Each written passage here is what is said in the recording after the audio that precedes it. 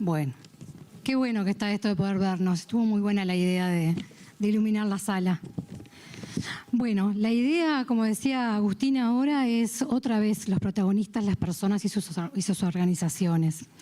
Entonces le vamos a pedir primero a Elena que comience, que abra el fuego.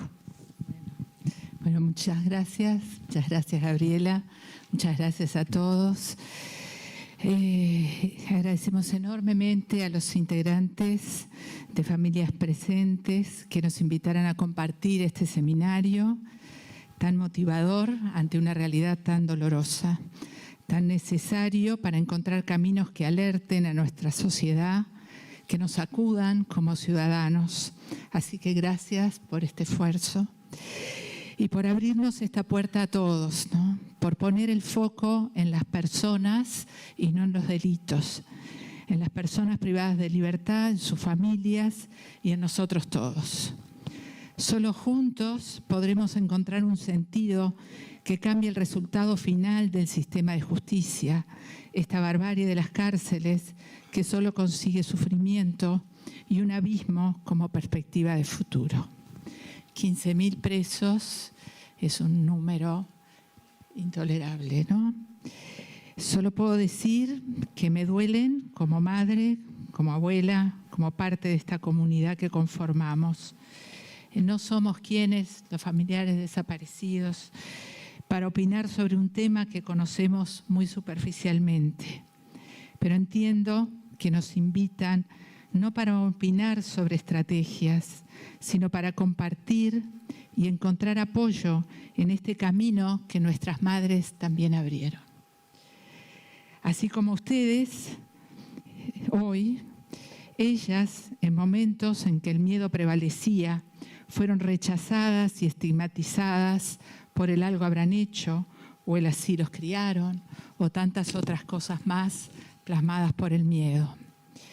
No podemos naturalizar este disparate como lo hacemos, ¿no? ¿Por qué lo hacemos? Esta naturalización que hacemos sobre las cárceles. Nuestras madres también salieron a buscar a sus hijos e hijas porque era inadmisible que los desaparecieran.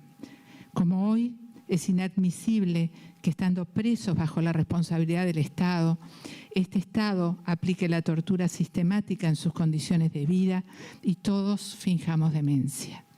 Porque si todos supimos en estos años que pasaron del incendio de la cárcel de Rocha, de las torturas en las cárceles juveniles, de los meses acampados a la intemperie de aquellos presos, creo que al módulo 8 del CONCAR, de las condiciones sanitarias y alimenticias, no lo pueden ignorar los gobernantes, los jueces, los presidentes, ministros, parlamentarios. Entonces me pregunto, como se ha puesto la pregunta acá ya por ti, por todos, ¿cuál es el sentido de esta justicia? Ya nos hicimos esa pregunta como familiares desaparecidos cuando la ley de impunidad condicionó al Poder Judicial y nos condenó como ciudadanos a convivir con los criminales más atroces de nuestro país, minimizando la tortura, el robo de niños, el asesinato y la desaparición forzada. Estamos convencidos que a las fallas estructurales del sistema se le sumó esta visión de la impunidad del Estado para sus crímenes y malas prácticas. Así que estamos aquí también porque nuestras demandas van en el mismo sentido que las demandas de Familias Presentes. La búsqueda de nuestros desaparecidos, el saber dónde están y qué hicieron con ellos, no es solamente por cerrar esta historia personal, sino esencialmente para que sus cuerpos secuestrados en predios militares por una política de disciplinamiento y exterminio hacia quienes se rebelaban en aquellos años, no se sigan usando como botín de guerra para chantajear y amenazar todas las demandas sociales del presente, ni para naturalizar esta práctica del Estado que los sucesivos gobiernos democráticos no han cortado. El Estado de hoy es el que los mantiene desaparecidos. Así que estamos aquí también porque nunca más de nuestra consigna en el presente todas las prácticas estructurales de tortura, humillación, abuso de poder, enquistadas en el Estado y naturalizadas por toda la sociedad. Las condiciones infrahumanas de nuestras cárceles hablan de nosotros, de nuestra sociedad. No podemos seguir tolerando estas condiciones hiperpobladas de jóvenes, de personas vulnerables, ahora también aumentando en el caso de las mujeres, sin horizontes, sin posibilidades reales de reinserción. No podemos seguir naturalizando como sociedad estas prácticas de tortura y muerte. Por eso agradecemos este seminario hacia un involucramiento de la sociedad, que es la única forma de construir otro camino digno para la justicia y de respeto integral de los derechos humanos. Muchas gracias. Muchas gracias, Elena. Muchas gracias además por interpretar por qué para nosotros era tan importante que estuvieran acá. Porque son nuestras antecesoras en un contexto histórico muy diferente del país, donde vivimos cosas tremendas que las seguimos viviendo, pero hoy en democracia vivimos estas, porque en procesos de dictadura no se justifican, pero se esperan ciertos comportamientos en democracia, ¿no? Muchas gracias. Bueno, ahora le vamos a pedir a Patricia que desde Asfavide de alguna manera nos traiga su testimonio, su forma de ver esta realidad desde ese otro supuesto lugar que la sociedad parece querer decir que son los que están del otro lado. Y bueno, y a través de lo que vos nos plantees podremos pensar si estamos en bandos distintos. Buenas tardes. Realmente desde Alfavide celebramos esta invitación. Alfavide, que muchos nos conocen, somos la Asociación de Familiares y Víctimas de la Delincuencia, que tiene ya una trayectoria de más de 11 años y que fue fundada, en realidad la organización, por madres y familias que habían perdido a sus jóvenes hijos víctimas de la delincuencia, ¿sí? Ese dolor que se transformó luego en acción, en luchar por los derechos de las víctimas, madres luchando por los derechos de sus hijos y madres luchando por los derechos de sus hijos. O sea que acá tenemos en realidad una consigna común. Hoy se encuentra entre nosotros dos de las socias fundadoras y nuestra actual presidenta, María Luisa y Graciela Barrera, quienes han hecho un trabajo para en realidad llevar soluciones a las víctimas que ellas no pudieron tener en su momento, ya que transitaban una situación dolorosa en la cual no habían tenido respuestas del sistema. Y lo que quisieron en primer lugar fue darles a las víctimas contención a través de un equipo multidisciplinario. Voy a contar brevemente que las víctimas llegan a nuestra institución y son recibidas por psicólogos, abogados, asistentes sociales que los orientan y que específicamente trabajamos con ellos transitando ese momento de dolor y posteriormente a través de las diferentes redes también son derivadas. Tenemos diferentes convenios con instituciones. Dentro de las instituciones que hoy tenemos convenio es la Universidad de la República, a la cual le brindamos a través del consultorio jurídico la asistencia legal gratuita. Y se ha logrado así, por lo menos dentro de Montevideo, que la representación en realidad legal y que la palabra de la víctima sea escuchada en el proceso. Ha sido realmente 11 años de búsqueda, de respuestas, de exigencia también de nuestros derechos. Y ha llegado ya hace algunos años atrás la clínica de justicia restaurativa como parte integral de lo que es la Asociación de Familiares y Víctimas de la Delincuencia. Les voy a contar que esto implica una mirada en realidad general, global, una mirada 360, como nos gusta llamarle, a lo que es la visión a un problema social que es el delito. Allí trabajamos con diferentes líneas en cuanto a lo que es la justicia restaurativa. Lo que ustedes están viendo ahora es la actividad que tuvimos en Alfavide, en nuestro local, y recibimos la ayuda de personas privadas de libertad para poder refaccionarlo. Y eso fue en el año 2017 y a partir de, ya antes se trabajaba, pero también a partir de ese momento tuvimos varias instancias con personas privadas de libertad. Realizamos lo que es específicamente los encuentros restaurativos. Esos encuentros restaurativos convocamos a las personas interesadas en participar, justamente informarse qué es la justicia restaurativa y reflexionar sobre la implementación de la misma en los diferentes ámbitos.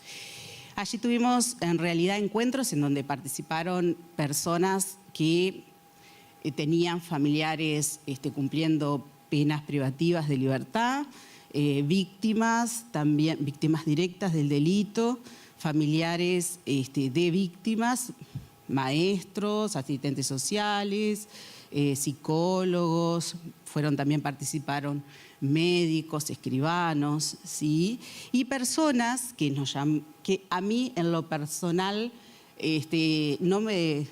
no me debería llamar la atención, pero sí me llama la atención dentro de la sociedad en que vivimos. Estamos hablando que participaron personas que habían cumplido ya la pena privativa de libertad, personas que habían cumplido 18, 20, 23 años de pena privativa de libertad y que estaban justamente reflexionando junto a las víctimas en nuestra casa con relación a la justicia restaurativa y las posibilidades de reconstruir justamente el tejido social. Realmente fueron experiencias muy enriquecedoras. De allí surgieron dos grandes conclusiones que me gustaría compartir brevemente con ustedes. La primera, y que llevó a que Alfavide hiciera trabajos en colegios y en liceos, es que nuestra sociedad tiene un debe importante con los niños y los jóvenes, en los cuales a nivel educativo no les enseñamos los medios no violentos de resolución de conflictos. Por lo tanto, se debe trabajar más en el tema preventivo y en la educación. Y luego también otra de las conclusiones es que se debe conocer, ¿sí?, las necesidades de las víctimas y también las necesidades de las personas justamente autoras del delito. Partimos de conocerla, pero también de atenderlas, de asistirlas. Y esto implica una cárcel que cumpla con lo que la Constitución justamente determina en nuestro país. Por lo tanto, bueno, invitamos al cambio restaurativo. Pensamos que realmente hoy, que justamente está autoridades de facultad, siempre conversamos incluso con otros colegas que a nivel universitario en la formación justamente debería estar la justicia restaurativa como, más allá de que están medios alternativos de resolución de conflicto, pero debería haber una materia y un abordaje desde el punto de vista educativo, aprovechando esta oportunidad que estamos reunidos, es una reflexión.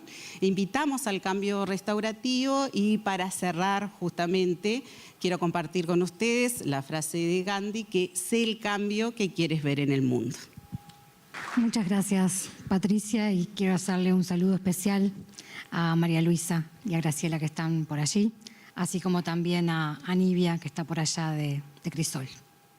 Bueno, y ahora le vamos a pedir a Lía que desde Plataforma NAPES nos cuente un poquito cómo es esto de visibilizar y de tomar conciencia de que los niños, las niñas y los adolescentes también viven y sufren la cárcel. Hola, se escucha. Bueno, buenas tardes a todas y todos. Como decía Gaby, hoy vengo en representación de una plataforma regional, una red latinoamericana y del Caribe. Acá en Uruguay, Gurises Unidos es el punto focal, somos quienes en este momento tenemos la Secretaría Ejecutiva. Nuestros compañeros de Argentina son ACIFAD, que si bien Andrea viene a hablar desde la red de familiares, también nos acompañó desde un inicio en esta red que justamente el objetivo era generar, y sigue siendo, generar incidencia política para poner el tema de los niños, niñas y adolescentes que tienen un familiar privado de libertad. Somos 12 países, 11 países, con 12 miembros. Y arrancamos allá por el 2011, cuando se da, capaz que muchos ya saben, el Día de Debate General del Comité de los Derechos del Niño, donde el Día de Debate es un instrumento que tiene el comité. Ese día es la primera vez en la historia del comité que se habla sobre la realidad de los niños y niñas con familiares privados de libertad y hacen un informe y una serie de recomendaciones a los estados en relación a este tema. Entre otras cosas, le dicen a los estados que no tenemos idea sobre la realidad de estos gurises, que no tenemos idea de cuántos son, de cuáles son sus características, de cuáles son sus vivencias. Le piden a los estados que puedan investigar en torno a esa realidad. También les dice a los estados de que todos quienes trabajamos de algún modo vinculados a estos niños tenemos que recibir una formación y una sensibilización particular. Y otra serie de recomendaciones que siguen una y cada una tan vigentes como nunca, porque nosotros creemos que en general las voces de los niños, de las niñas y los adolescentes están bastante invisibilizadas y en ese sentido, a partir del 2011, surge una iniciativa de algunas organizaciones en ese momento de 4 países de hacer un primer estudio que lo nominamos Invisibles hasta cuándo, que lo que hicimos fue organizaciones que somos organizaciones de niñez, investigar a la interna de nuestras organizaciones de cuántos de los gurises con los que trabajábamos en los distintos programas tenían un familiar privado de libertad. Debo reconocer que al principio quienes trabajamos en organizaciones sociales nos sentíamos un poco reticentes porque nuestro expertise y nuestro trabajo no es dentro de la cárcel. Es en los barrios, es en las comunidades, es en programas sociales y creíamos que no teníamos nada que ver con el trabajo que se lleva adelante en los centros penitenciarios. Ahí nos llevamos una gran sorpresa en ese primer estudio. Primero porque desconocíamos de muchos gurises que tenían a un familiar privado de libertad. Segundo, que empezamos a darnos cuenta que la mayoría de quienes cuidan a esos gurises son mujeres. En ese momento, en Gurises Unidos, cuando hicimos el estudio, solo había un abuelo varón como cuidador. Y ahí empezamos a aprender. Al principio, creo que con mucha ignorancia sobre el tema, pero si trabajamos con niños y niñas desde un enfoque de derechos, desde el interés superior del niño y desde una mirada integral, la dimensión de la cárcel es parte de la vida cotidiana de los niños y niñas. Entonces, desde nuestro lugar como organizaciones de niñez y adolescencia, nos parece importante poner este tema no tanto desde la mirada de la cárcel, sino reconociendo que en nuestro trabajo cotidiano, la cárcel, como el adentro, está presente en el afuera todos los días. Les puedo asegurar, yo que trabajo en una zona de Montevideo, concretamente en la zona de Piedras Blancas y Manga, en cada uno de los barrios donde trabajamos hay muchísimos gurises que tienen un familiar, y cuando digo familiar no solamente me refiero a un papá o una mamá, me refiero también a hermanos, a tíos y a todos aquellos referentes significativos de los gurises. La cárcel está presente. La cárcel está presente porque sus familiares están presentes, aún estando privados de libertad. Los códigos, los lenguajes, las dinámicas, las peleas que hay adentro siguen afuera, las peleas que hay afuera repercuten en el adentro. Entonces, todos quienes trabajemos en los territorios, desde cualquier servicio básico para la infancia y la adolescencia, y con esto me refiero centros CAIF, club de niños, centros juveniles, proyectos de cercanía, la policlínica barrial, las escuelas, los liceos, todos quienes trabajamos con niños, niñas y adolescentes y que de algún modo sabemos que hay gurises en esta situación, tenemos que poder conocerla y tenemos que poder integrar esta dimensión al trabajo cotidiano que llevamos adelante. Los gurises lo demandan. Cuando nosotros empezamos a generar espacios de escucha para los niños y niñas, ellos lo hablan con mucha más naturalidad que los adultos, que muchas veces nos creemos con más reticencia a abordar algunos temas. Eso fue un tema que lo discutimos mucho en la plataforma, si hablar de esto implicaba estigmatizar a los gurises o ubicarlos en un lugar de revictimizarlos. Y ellos nos van enseñando que si nosotros vamos generando las condiciones y el cuidado para eso, para ellos es bastante más natural de lo que nosotros creemos. También es importante destacar en esto del invisible, que los gurises siguen estando ausentes de algunos espacios que están pensados para el mundo adulto, ¿no? Desde nuestra mirada como adultos. Siempre me pasa un poco lo mismo cuando me invitan a participar sobre la mirada de los propios gurises, porque siento que en realidad tienen que estar ellos acá y no yo. Por eso le decía a Gabriela cuando me invitó que voy a destinar de mi presentación solo 5 minutos para hablar, porque prefiero que los que hablen sean los protagonistas. Nadie mejor que ellos para transmitir lo que viven, lo que sienten y las cosas que consideran que necesitan para ser respetados y considerados. Así que bueno, de nuestra parte, la idea es poder compartir. Es un video que hicimos hace 2 años con adolescentes de acá de Montevideo, en Gurises Unidos, en medio de la pandemia. Hicimos todo un proceso de trabajo con ellos durante el año y trabajábamos con ellos de cómo construirse en seres políticos, en seres que pudieran también contribuir en la incidencia en política pública. Y en ese proceso decíamos, bueno, ¿qué cosas creen ustedes que podrían decir o qué herramienta querrían utilizar? Y ellos decidieron que fuera un registro audiovisual y ellos decidieron qué decir. Así que bueno, me parece que no hay mejor forma que darle la voz a ellos en este momento. Así que bueno, ahí era un poco feo estar, porque tipo estabas en un coso cuadrado lleno de reja, pero al menos la pasábamos bien con mi hermano. Y la cambiaría, no sé, le limpiaría todo, porque cuando entras tipo ahí tipo está lleno de mugre. Mi hermano nunca quiso que yo fuera a una visita porque no quería que pase por las situaciones que a veces él sabía que se cruzaba cuando en las revisiones, eso de desnudarte, o que un perro te ladra al lado, que él no quería que yo pase eso, ni tampoco capaz que habían problemas en la visita si él no quería que yo, cuando era chico, que pasara por eso.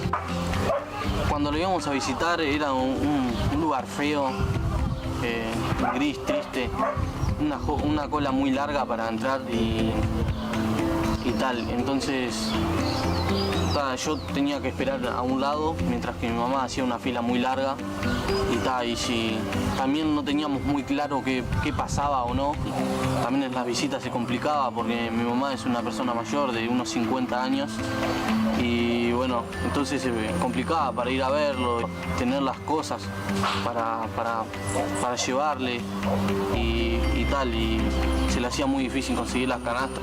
La policía no trataba bien, pero solo que cuando mi madre metía el paquete arriba del escáner para que vean, solo te despedazaban la comida, te la cortaban y todo. Y a veces teníamos que dejar cosas atrás, frutas, que nosotros no sabíamos, no tenían ni idea. Pasamos por problemas económicos, por tratar de ayudarlo a él a que no tuviera problemas, tal vez a pedir algo ahí adentro. Fueron momentos difíciles económicamente. No tiene nada ahí adentro. No tiene nada, no tiene ropa, nada. Y todo el mundo le llega los paquetes a la familia. Lo que pasa, tienen que gastar plata en eso. Tienen que gastar mucha plata. No hay. Más con esto de la cuarentena, esto del coronavirus, no hay dónde sacar plata. Y llegó con una patrulla que la trajo y cuando estaba dentro del cuarto le pusieron la tobillera y enchufaron el aparato y la dejaron al margen de la puerta. Si ella salía de la puerta, la pulsera sonaba y la venía a buscar un patrullero. Hace casi 3 meses la largaron la tobillera para que ella pueda llegar a la cocina para poder cocinar, porque el hotel donde yo vivo y Mides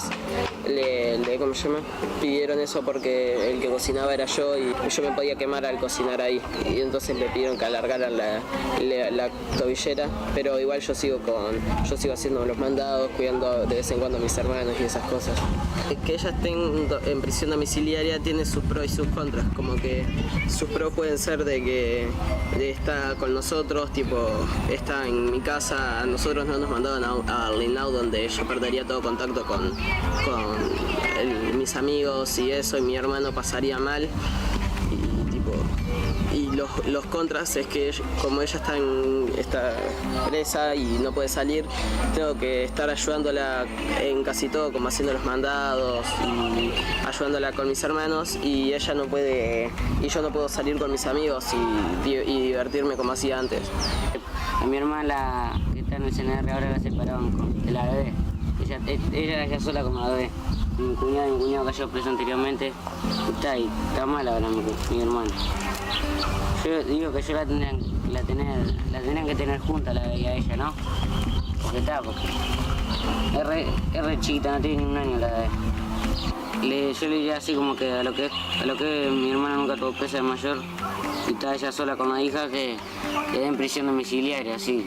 Si le dieron 3 años para estar en el CNR. Y recién nunca tuvo presa mi hermana. Le diría que, o sea, no sería necesario colocar prisión domiciliaria, o sea, guardias oficiales que estén ahí para que ella pueda salir a hacer las compras y los niños no tengan que estar tipo en la prisión domiciliaria, o sea, estar como presos también, porque nosotros somos presos de las personas donde estamos. Yo le diría a los políticos que ayudaran a las personas que de bajos recursos para gente pobre, porque a veces tal vez no le podemos llevar una canasta o un paquete, como se le llama, a esas personas, y a veces pueden pasar hambre y pueden tener problemas por tal vez pedirle algo a otro preso que no estaría bueno que pase, ¿no? Y que puedan darle ayuda a esas personas. A mí me gustaría decirle a los políticos, ¿no?, que piensen, ¿no?, que atrás de un preso, una persona que va presa, está una familia, un niño que pregunta por él, una madre que se angustia y familia que pasa pensando en él.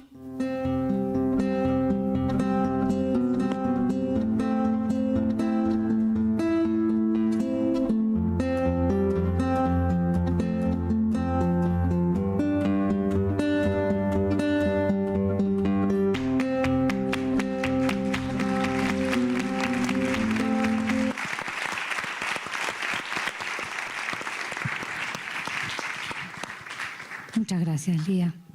Un poco esto que nos trae Lía fue lo que nosotros también quisimos hacer cuando pasamos el primer video que nos compartió Baluna.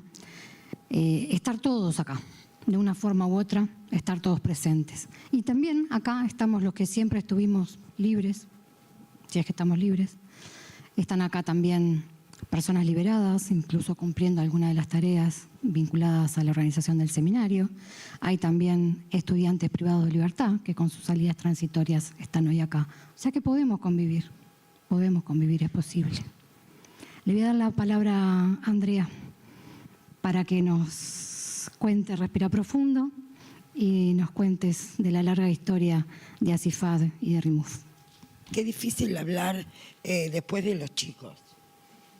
Qué clara que la tienen. Eso que nosotros hace 20 años intentamos tratar de contarle a la sociedad de qué manera, cuando aparece la cárcel en la vida de una familia, se instala en el living de tu casa y esa condena te va a acompañar no solamente los años que dure la condena, quizás para siempre. La cárcel deja cicatrices con las que tenemos que aprender a convivir y que en esa familia nos van a marcar para siempre. Y digo, nada, ellos nos la dicen así. Contarles un poco quién soy y qué hago acá.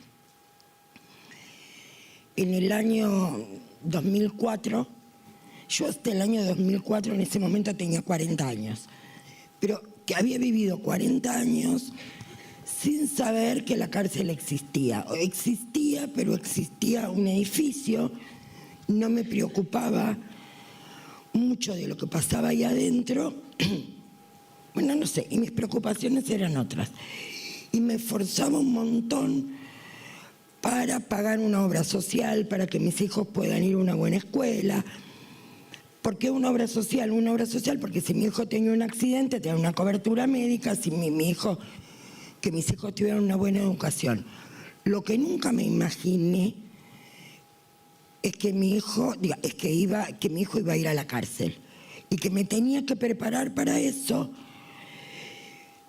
y que tendría que haber hecho algún curso de cómo defenderme de eso, cómo se empieza a vivir con eso cuando la cárcel aparece. Un dato también, unos días antes de que mi hijo vaya preso, en Argentina había un movimiento muy grande porque había una ola de secuestros muy importante y se armó una movida en donde todos salíamos a la plaza a pedir más seguridad, a pedir que las penas sean más grandes y tal. Yo fui a la marcha y 3 días después detienen a mi hijo.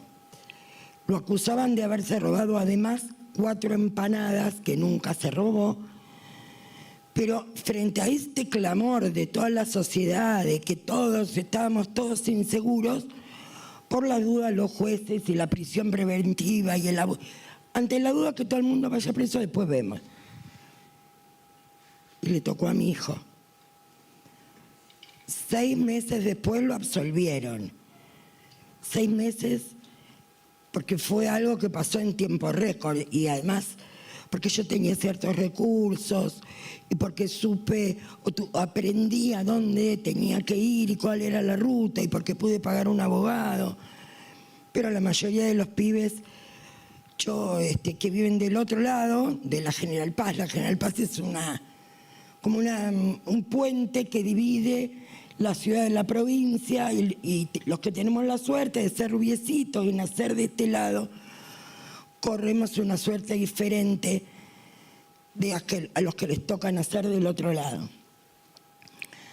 Bueno, entonces yo pude, golpear puertas, hacer un montón de cosas que hicieron que se apurara por lo menos el proceso. De hecho, fui todos los días a la puerta de tribunales a pedir que anticipen ese juicio. Bueno, y finalmente mi hijo en el juicio se probó que no tuvo nada que ver, salió a libertad. Pero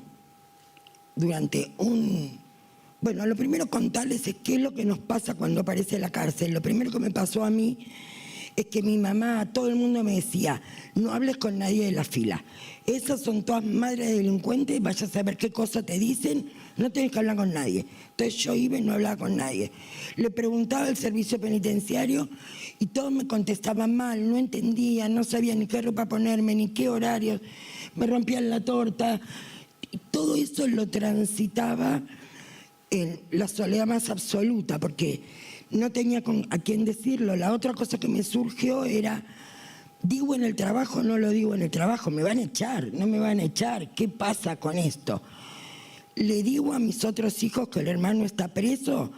¿O les digo que, no sé, que está trabajando, que se fue? ¿Qué hacer con eso?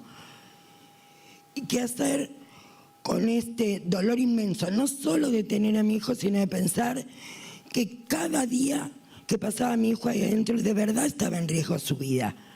Que mi temor era que lo iban a matar, porque mi hijo no sabía más que andar en bicicleta, estaba terminando 5º año. Yo decía, no va a sobrevivir, no va a saber cómo. Es un nene de mamá, yo lo tapo a la noche, vengo a ver si viene del baile a las 3 de la mañana, ¿qué va a hacer este pibe ahí? Entonces yo iba todos los días a la cárcel, no solo los días de visita. Todos los penitenciarios me decían, no le toca, no es día de visita, ¿qué está haciendo acá? Yo soy la madre y quiero ser la primera en verlo cuando ustedes lo saquen de una bolsa negra. Entonces por eso yo dejé de trabajar, le pedí en ese tiempo, Argentina tiene muchos problemas económicos todo el tiempo, pero en ese momento estaban los despidos restringidos, qué sé yo, y si a vos te echaban del trabajo la indemnización era doble. Entonces fui y le pedí a mi jefa que me echara porque necesitaba esa doble indemnización para pagar el abogado.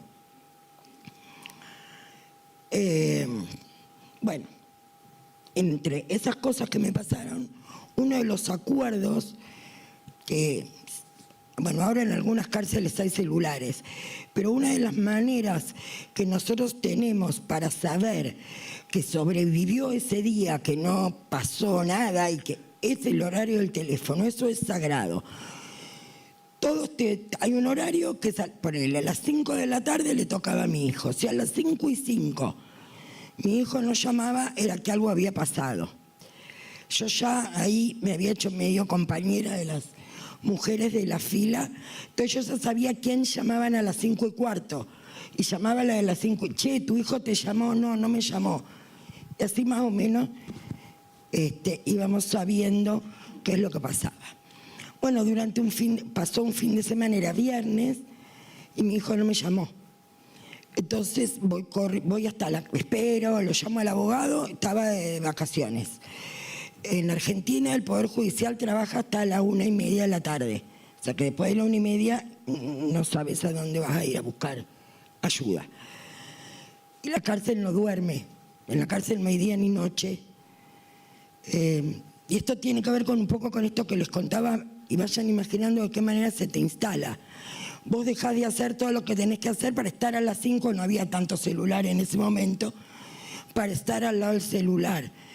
Y todo va girando en torno a eso. Si me quedo sin trabajo o si tomo un trabajo, va a girar en torno a la cárcel. Bueno, me voy a la puerta del penal y me dice, acá no pasó nada. Su hijo te digo, pero señor, no me está llamando, está muerto, algo está pasando. Averigüen el juzgado, pero es viernes, 3 de la tarde ya, que no pasa nada, no le podemos dar información. Y ahí, bueno, de un vecino, cuestión que me dicen, bueno, habla con este vecino que su hermano es un preso que hasta hace muchos años, decirle que te llame, que él te lo va a ubicar. Bueno, eso pasó. Recibo el llamado de este preso viejo porque llevaba muchos años, y me encontré hablando con alguien que nunca había hablado, que no conocía, que no sabía qué cosas había hecho, explica, y es lo único que me calmó, porque fueron 3 palabras, y me dijo, espera, no espere, y le digo, no me trate de usted, buscame a mi hijo, sacalo de hace algo, decime si está vivo o muerto. El módulo, los jóvenes adultos estaban en el 3, el módulo 4 de la cárcel de 6 era la cárcel como el más terrible, el de más. Solidariamente ahí los presos habían armado toda una batucada y armaron todo un movimiento para que a los jóvenes les dieran, como era un derecho, el acceso al teléfono para los que estaban sancionados. Entonces a las 2 horas me llama mi hijo y me dice que estaba en los buzones, que estaba desnudo, que hacía 2 días que no comía, era junio, que tenía mucho frío y que hiciera algo porque se iba a matar. La primera vez que yo lo escuché a mi hijo decir algo así. Yo antes iba y le explicaba, el abogado me dijo, y él me decía, bueno, no te entiendo, sácame de acá. Pero esa vez me dijo, me voy a matar.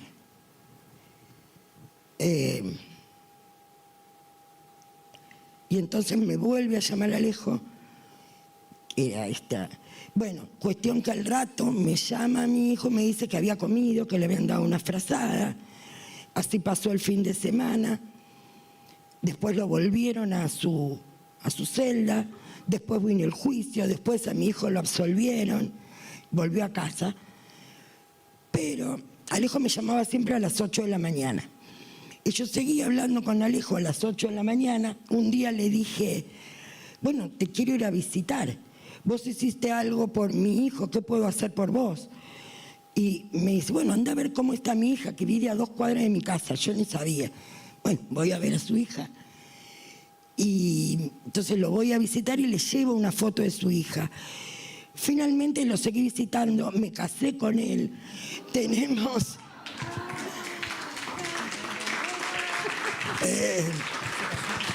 no, me casé en la cárcel. Tenemos un hijo, Joaquín, que hoy tiene 18 años. Entré y salí de la cárcel durante casi 16 años visitando a mi hijo, a mi marido. Y hace 4 que Alejo está en casa. De hecho, ahora está cuidando a Joaquín y yo estoy acá. Bueno.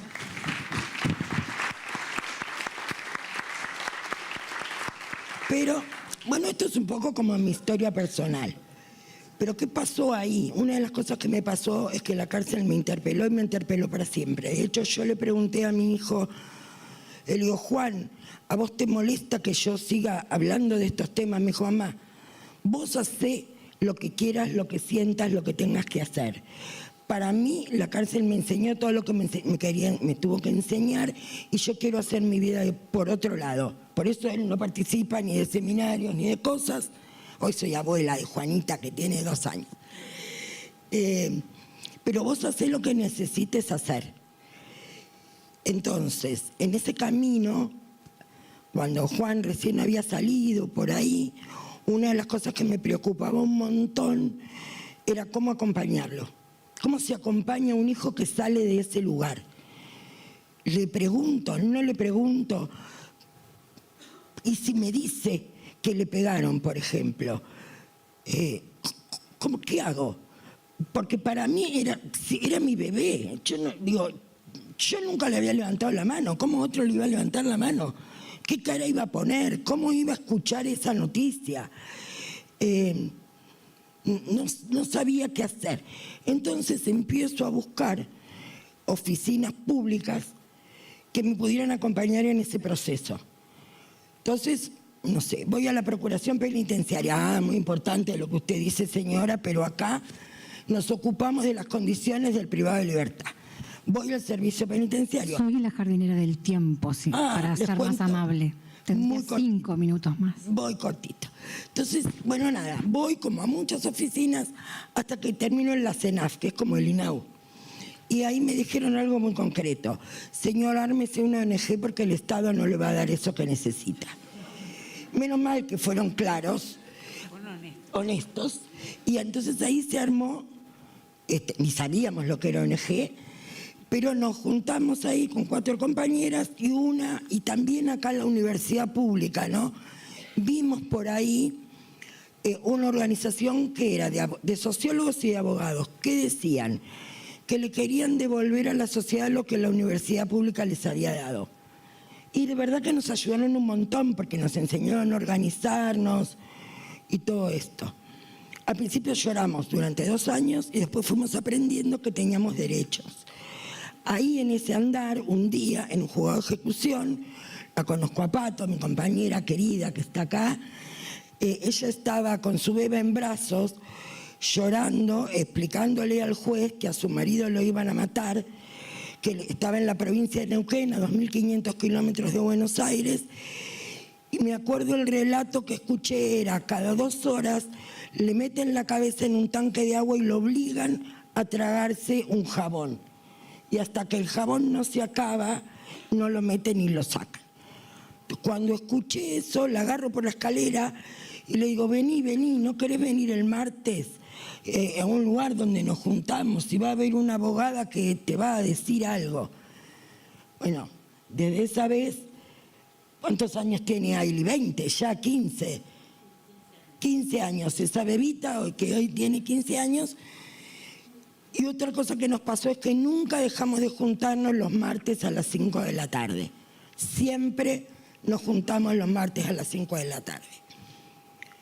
¿Y por qué no dejamos de juntarnos los martes a las 5 de la tarde?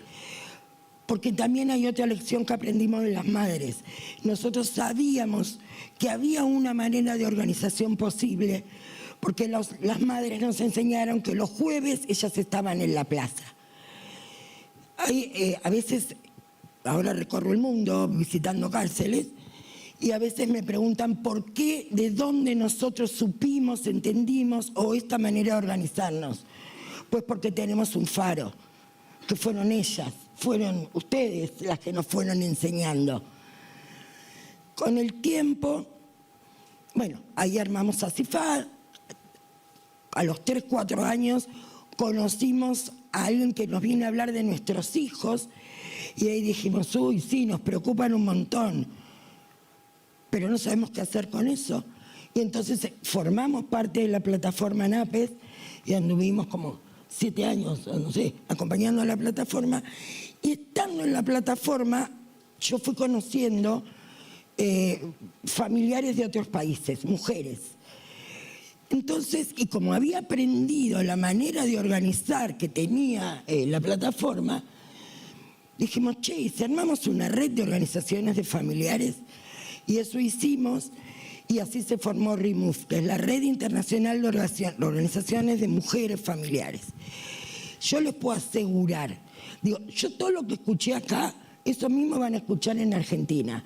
Y vamos a hablar con las compañeras de México y el problema es el mismo. Es exactamente lo mismo, pero con distinta tonada. Por eso la posibilidad de armar la red y por eso la posibilidad de organizarnos. El año pasado, con muchísima alegría, nos enteramos que Uruguay estaba armando una organización. Y ahí le abrimos los brazos y dale y bienvenidas. Entonces, Familias Presentes forma parte, orgullosas de que forme parte de RIMUF. ¿Qué es lo que intentamos hacer desde la red?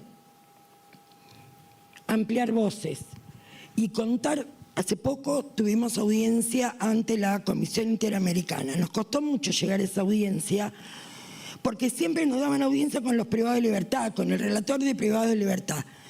Y acá también algo se dijo. Es cierto que las voces de ellos no están, pero nosotros no queremos hablar por ellos. Nosotros contamos lo que les pasa a ellos porque exigimos dignidad para ellos y también para nosotras. Y porque no queremos ni aceptamos que el Estado delegue en nosotros ese rol de cuidado que el Estado tiene que cumplir. Nosotros no somos las trabajadoras sociales, ni las psicólogas, ni las que tienen que venir a ver el ambiental, a ver si los podemos mantener. Y en función del concepto que tengan de nosotras, vamos a ver si les dan o no una libertad anticipada. Vamos a ver, si avanza o no avanza en la progresividad de la pena. Hay informes criminológicos que dicen, bueno, como no tiene familia que lo visite, no tiene arraigo, que tenemos que ver nosotras. Entonces, lo que intentamos hacer es empezar a poner cada cosa en su lugar.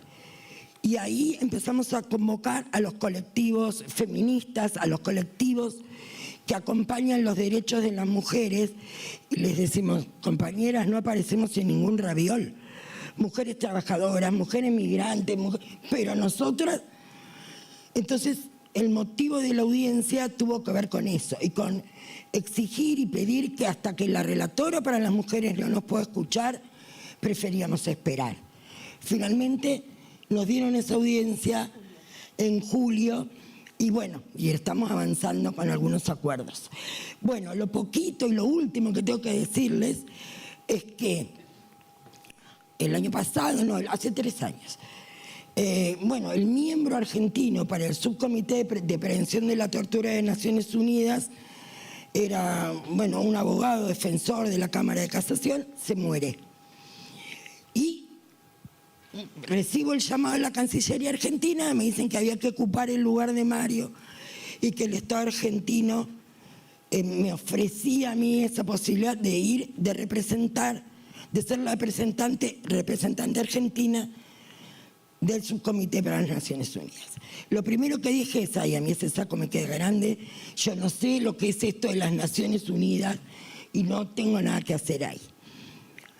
Y entonces lo que me dijeron es importante porque sos mujer, es importante porque sos familiar y es importante porque tu manera de defender los derechos tiene que ver con la manera que tuvieron las madres, es el estilo argentino, entonces tenés que estar ahí.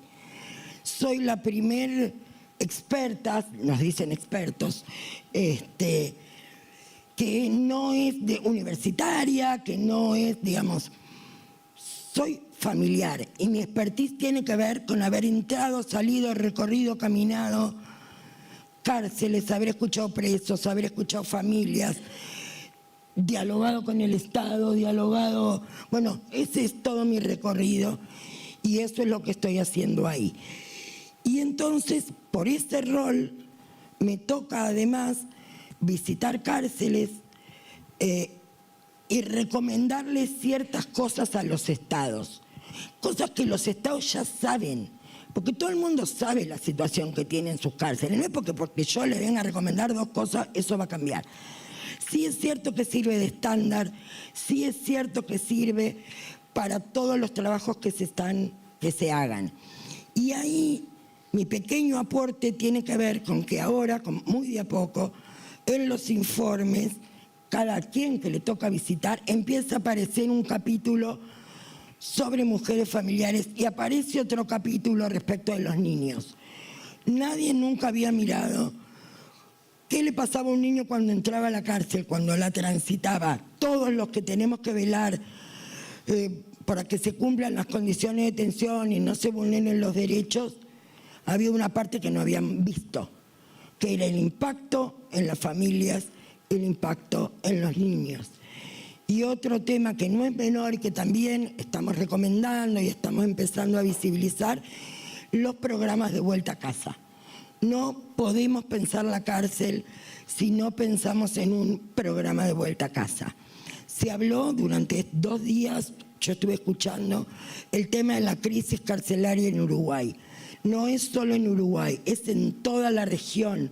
Todas las cárceles están colapsadas, tiene que ver con el exceso de la prisión preventiva por un lado.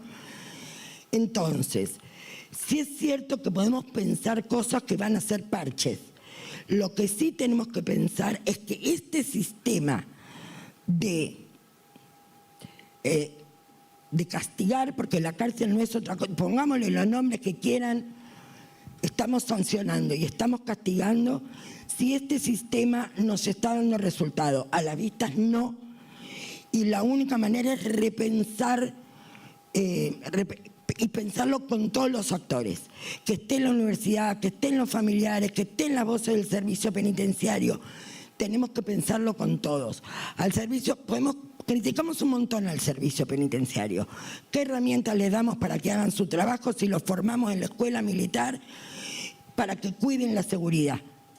Entonces, si no repensamos todo esto en la región, vamos al fracaso. Ya está probado. El punto es, bueno, las sociedades, ¿hasta cuánto más vamos a tolerar?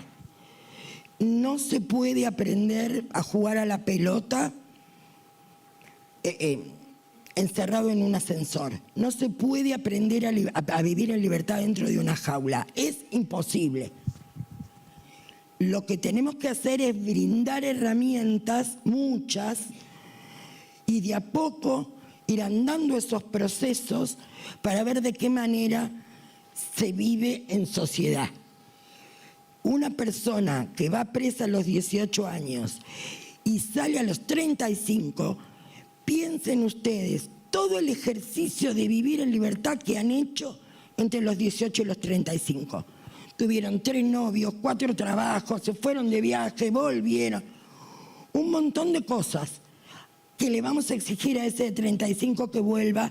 Le vamos a decir que sea buen padre, que pague el alquiler, que sea buen esposo, que sea buen hijo, cuando lo único que hizo fue convivir entre varones en un sistema que no les dio nada, que no les permitió elegir, que los violentó todo el tiempo. Entonces estamos pidiéndole peras al olmo, nos estamos rompiendo la cabeza pensando cosas que son imposibles. Tenemos que ir viendo de qué manera vamos diseñando otros sistemas. Y ya de verdad, que es lo último, a las compañeras que van a ir a hacer la actividad para el Día de las Infancias, contarles que nosotras hicimos una actividad hace muchos años y ahora se repite, que se llama Jugar con Papá. ¿Qué era esto?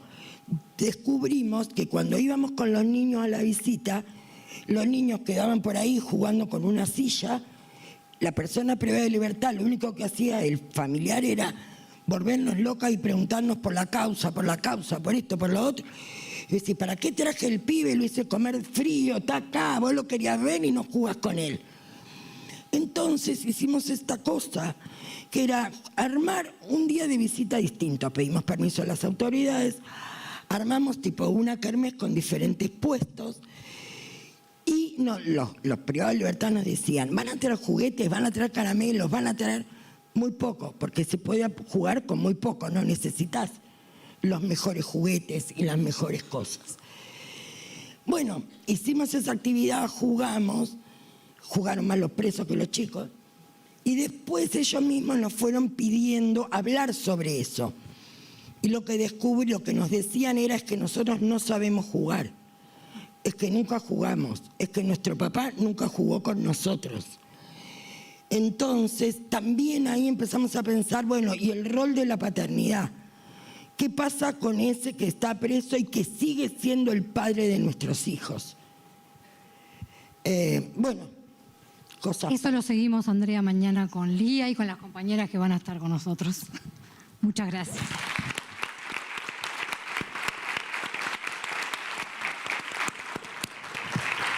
Bueno, queremos cumplir con los... Todavía estábamos en proceso. Ahora podemos decir que estamos terminando. Un gracias enorme y una valoración enorme a todo el equipo que estuvo trabajando para la organización del seminario. Agustina, Marcela, Lucía, Mónica y Serrana, que durante meses han preparado con corazón y razón este seminario. A Marta y a Sergio, que anda por ahí, compañeros de la comisión directiva, que estuvieron siempre al golpe del balde para ir tomando las decisiones que desde la directiva fueran necesarias para esta actividad, que siempre estuvieron disponibles. A todos los integrantes de la asociación que fueron aportando sus ideas y asumiendo tareas a lo largo del tiempo y particularmente hoy. Y queremos darle un agradecimiento muy, muy especial a Graciela y a Jaime, que sembraron las semillas que hoy están comenzando a germinar en todos nosotros. Un gracias enorme también a todos y todas ustedes que nos han venido acompañando, algunos y que nos están empezando a acompañar, ojalá hoy, pero por lo menos están presentes hoy. Y un gracias muy grande a todos, pero antes de irnos queremos pedirles a todos los expositores que suban aquí, a todos los expositores, a los que estuvieron en los paneles anteriores, y vamos a tratar de ser muy ágiles porque hay uno de los participantes que se tiene que ir rápidamente porque viaja.